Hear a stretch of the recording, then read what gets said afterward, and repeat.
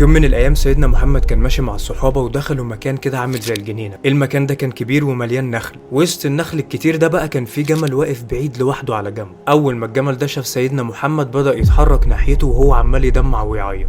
فسيدنا محمد خد باله وقرب من الجمل وقعد كده يمسح عليه كأنه بيطبطب عليه. قام الجمل سكت وهدي خالص. بيقولوا بقى ان الجمل ميل كده على سيدنا محمد كأنه بيوشوشه بيشتكي له من حاجه. قام سيدنا محمد فجأة بص للناس وسأل كل اللي موجودين، قال لهم مين صاحب الجمل ده؟ ففي شخص من الموجودين قال انا يا رسول الله. فسيدنا محمد قال له افلا تتقي الله في هذه البهيمه؟ سيدنا النبي بيقول له ان الجمل بتاعك اشتكى لي انك بتجوعه وبتتعبه، اشتكى انك مش بتاكله كويس ومشغله كتير ومشايله فوق طاقته. فبيقول له اتقي ربنا في الجمل ده اللي ربنا رزقك بيه. طب ازاي سيدنا محمد فهم لغه الجمل اصلا؟ عادي جدا، زي ما ربنا سبحانه وتعالى ادى سيدنا سليمان انه يفهم لغه الحيوانات، فهو اكيد قادر انه يخلي سيدنا محمد يفهم الجمل كان عاوز يشتكي من ايه. فالمهم الموقف ده بيقول لنا ان الحيوانات عندهم روح زيهم زينا، فحرام ان احنا نأذيهم او نعملهم بطريقه اللي هو حياتهم دي ولا تسوى. ده اصلا الحيوانات دي هتكون شهود علينا يوم القيامه. الكلاب اللي في الشوارع بقى، القطط، ايا كان، هيشهدوا علينا ويقولوا يا رب فلان عاملني بطريقه كويسه، يا رب فلان اذاني. فرحمه الانسان بالحيوان ممكن اصلا تبقى سبب في رحمه ربنا ليه. صلي على سيدنا محمد.